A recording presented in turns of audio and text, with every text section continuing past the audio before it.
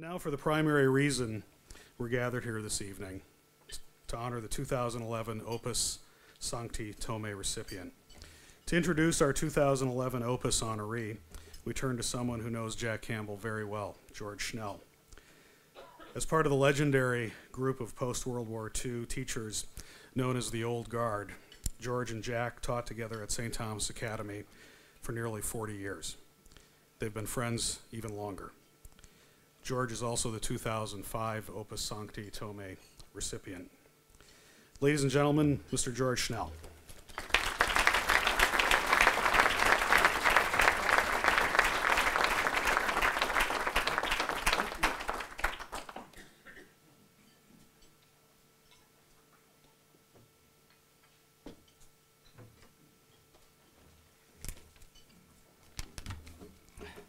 Mr. Chairman, Bishop Pichet, Dr. Tom Misch, honored guests, in the light of what has just happened, I'm going to have to depart a little bit from my prepared remarks, if you will put up with me.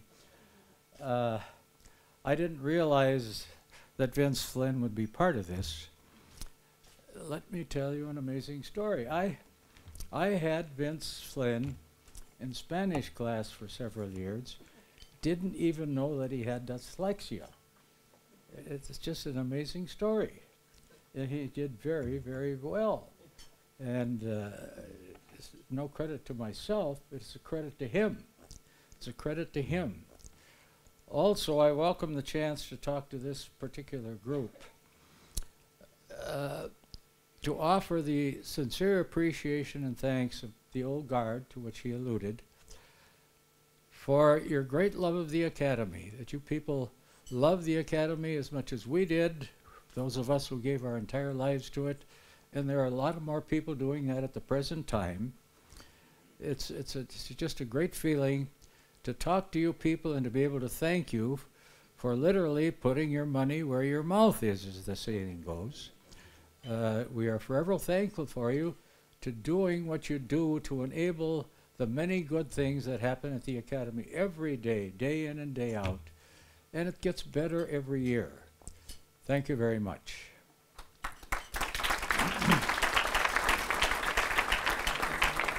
And before I start, I've got to also say that Jack Campbell is going to be embarrassed by some of the things I'm going to say.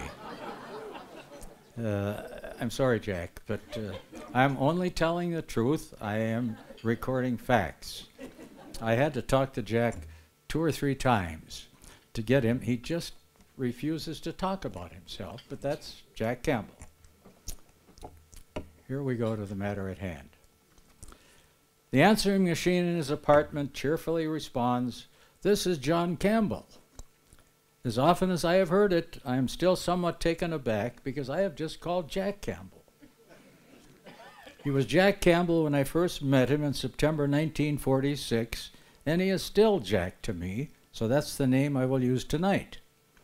I realize that in his family this creates a problem because his elder son's name is Jack. Forgive me, Jack Jr.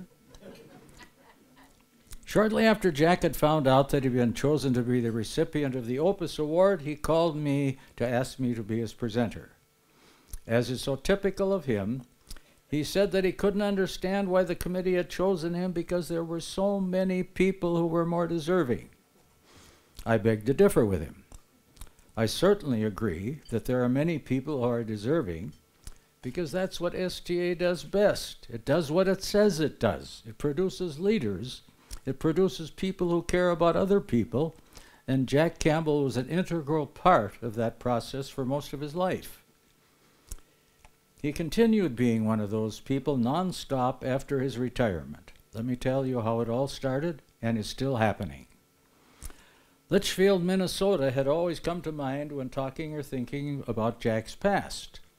I was very surprised to learn that he'd been born at Midway Hospital in St. Paul and was baptized at St. Mark's Church just a few blocks down the street. That all happened in June of 1918. His stay in St. Paul was very short, and later that year it was back to Litchfield, where he attended grade school and high school, During his high school years, he went out for football and track and graduated from Litchfield High in 1936. He then moved on to St. Thomas College. He went out for freshman football, but soon decided that it was interfering with his studies and decided to concentrate on academics. He graduated from St. Thomas College in 1941. He didn't realize what he was doing when he got off track, and he taught at Cretan in the 1442 year. He did realize what he was doing when he started teaching at St. Thomas Military Academy in 1942. His teaching career was interrupted by a 2-year tour of duty in the Navy during 1944 and 1945. He attended radar and sonar school and was assigned to the Philippines, where he put his training to good use. In 1946, he returned to St. Thomas Military Academy, where I was a new teacher. That was the beginning of a long and treasured friendship.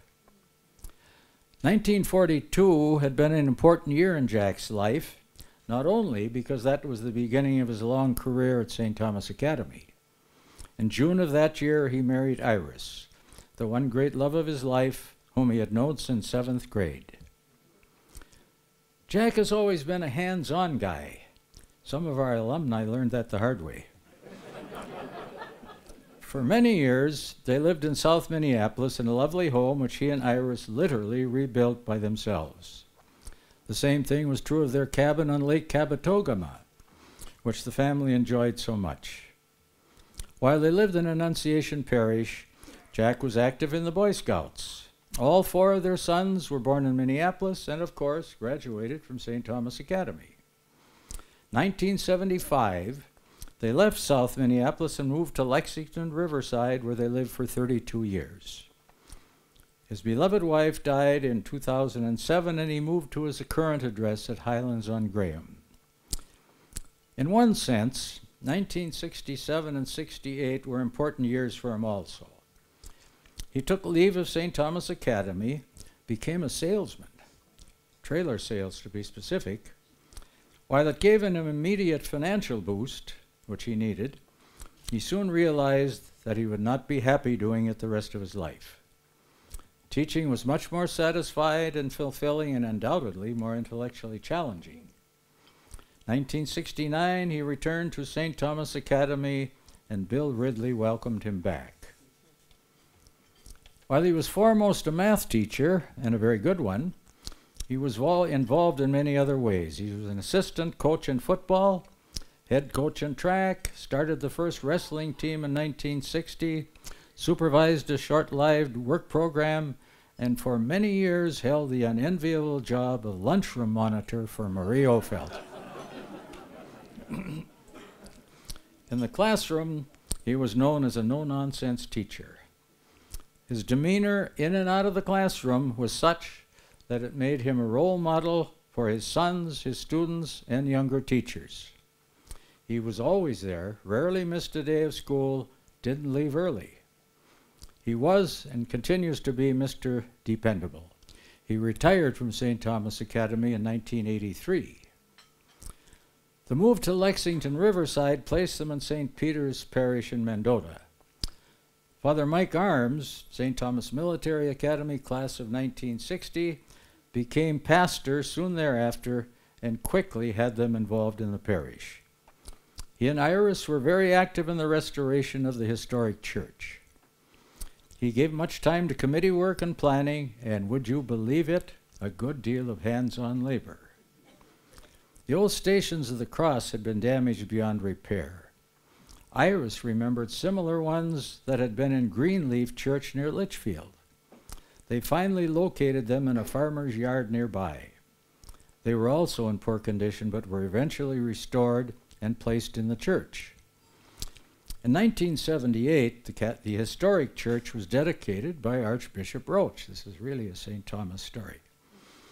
A contingent of soldiers in period uniforms made its way by boat from Fort Snelling, climbed up the cliffs from the river, and witnessed the dedication. One of them was Jack Campbell. This, of course, was before he retired, and it presaged a long-standing commitment to St. Peter's Parish. After retirement, this commitment was a daily one.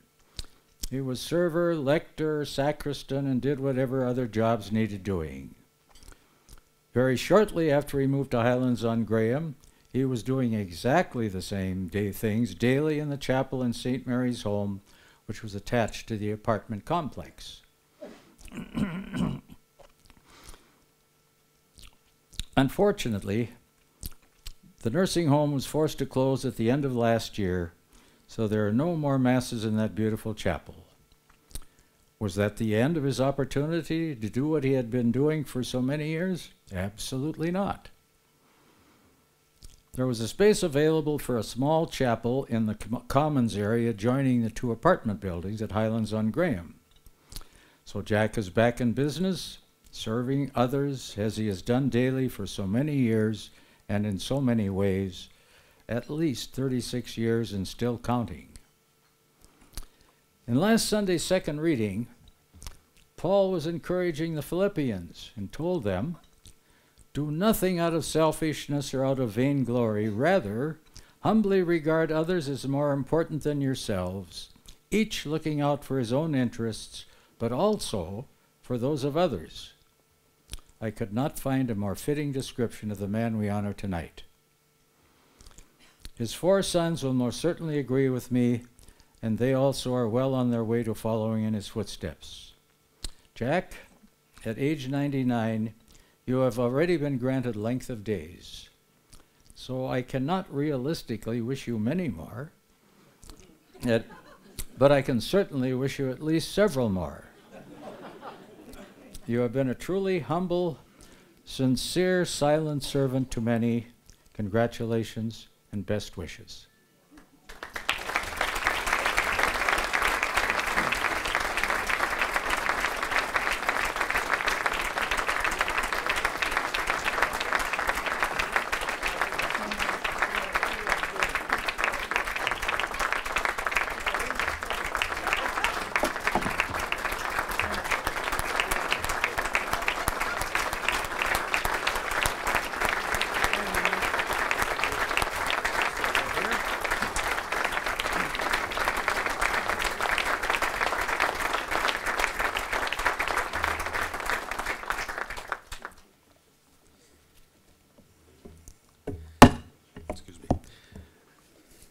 On behalf of the Board of Trustees and the Opus Sancti Thomae Selection Committee, St. Thomas Academy is proud to honor Jack Campbell as the 2011 recipient of the Opus Sancti Thomae Medal.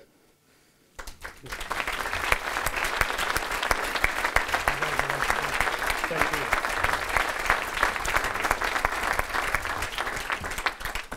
I wanted to note the apt inscription on this medal, Charis Magister, dear teacher.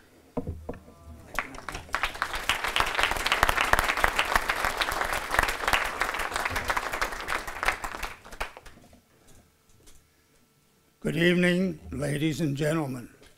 And as I look out there, that's the largest class I ever had.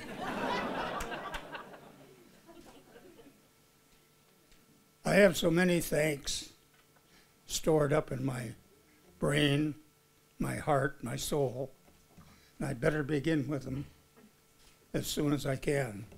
First of all, George, thank you for those kind words. We've been friends, old friends, and by old I don't mean aged. I mean longtime friend. I appreciate the efforts you did, George, and the friendship over the years. Thanks again, George.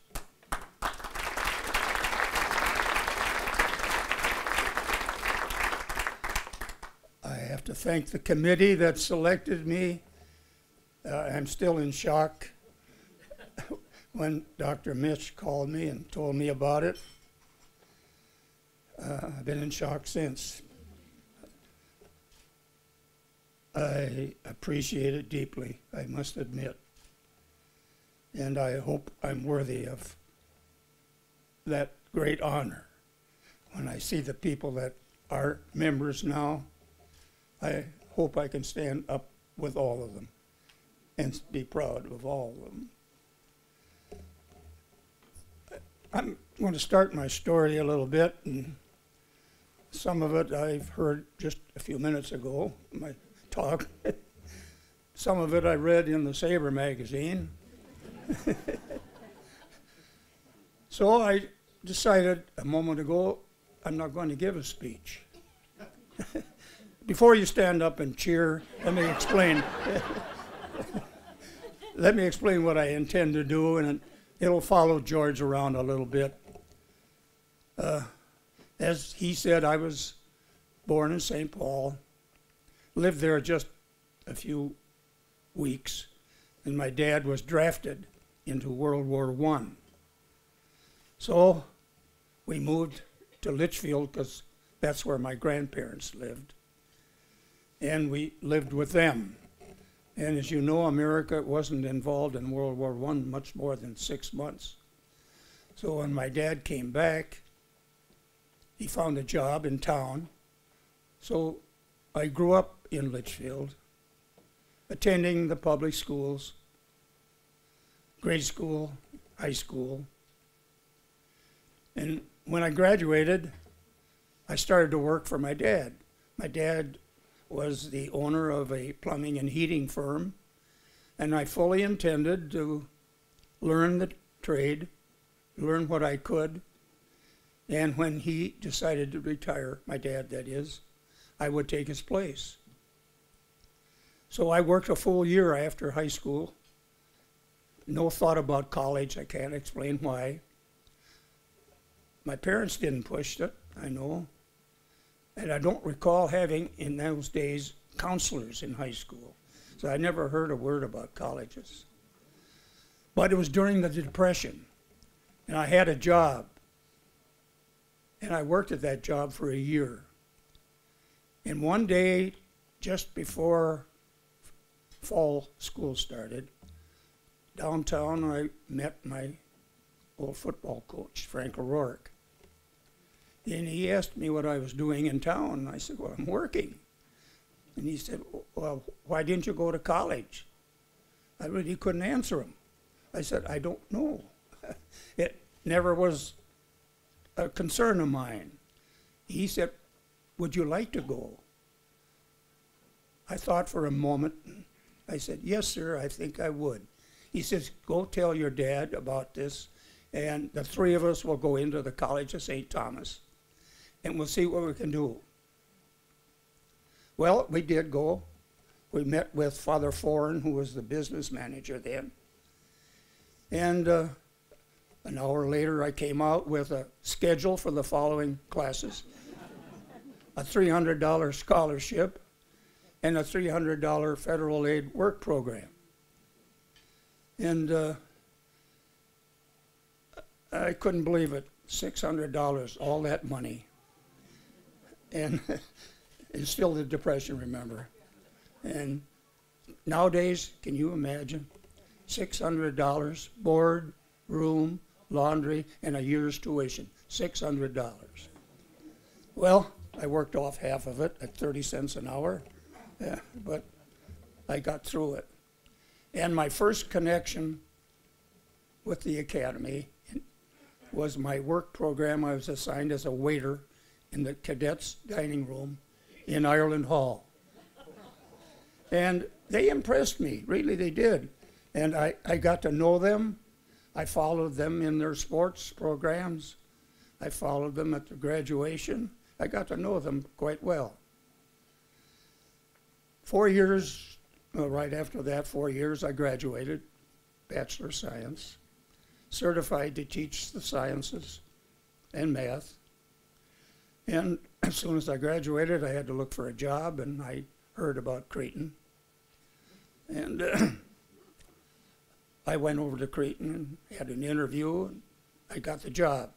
No contract, handshake. I'll tell you why in a moment. I had a good year, I thought. I taught general science and some math. Well, the year went by. I went back in August, which was the custom then. just before school started.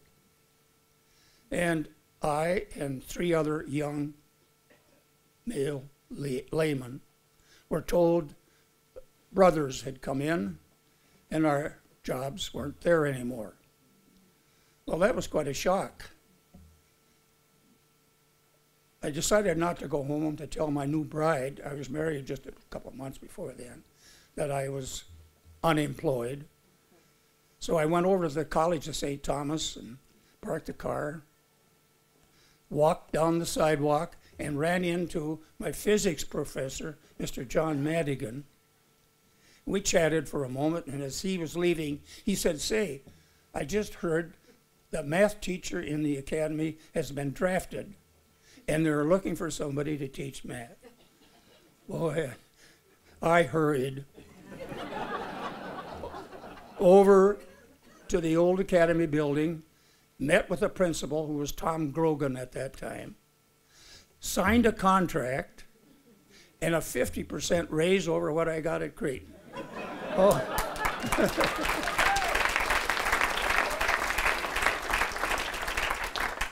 Not only was I happy, Iris was also very happy. I then taught 25 years, except for 2 years in the Navy. And at the end of 25 years, I got to thinking that maybe it should be something else I should try. A lot of reasons, really. But I had been moonlighting, selling camping equipment, camping trailers. And I liked the job because I liked the outdoors. And I admit I was quite successful selling because I camped a lot. The boys will know that. And I talked camping rather than material goods. And financially it was rewarding. But in my heart, I miss teaching. And lo and behold, one day Bill Ridley called. He said, one of the teachers has left, the math teacher, to go to SPA, named Bolger was his name. Would you be interested?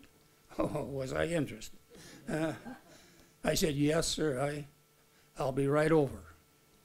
So I signed the contract and taught for 15 more years. Now I'm up to about 40. But I did retire in 1983, and as of now, I've had 28 years of good retirement. My wife and I traveled all over Europe, traveled to Ireland and Scotland, my favorite, 3 or 4 times. And we had a cabin on Lake Coronas in Stearns County, and we stayed there a lot. We enjoyed that. But after a while, it got a little bit too much work, so we moved into a condo and lived there 32 years. And as George had explained, St. Peter's is right down the road half a mile maybe. So I got involved in the historic church. And at that time, it was falling down. The balcony in the back was ready to fall. It was in terrible shape. They were just going to leave it fall down. Well, we challenged them a little bit, and we got some work done. And nowadays, it's used every day for Mass, daily Mass. And that's where I got involved again in some of the church work. My wife, unfortunately, contracted cancer and struggled with that for years. Finally, had to go to a nursing home and a hospice. She passed away in '07, about this time of the year. I stayed on at that apartment. I still live there. And their chapel I work in every day, except Saturday. Saturday's my day off. And another phone call came from Dr. Mitch telling me about this award. You stop and think back The hand of God had to be in this. Accidentally meeting my coach that got me into college, just meeting him on the street. Accidentally meeting my physics professor, accidentally on the sidewalk, getting me into the academy. Not trying to explain any physical surgeries and so on. The hand of God was there also. So here I am, appreciative of everything that's been said and done for me. I'm out of words. Thanks for being patient and listening. God bless you all.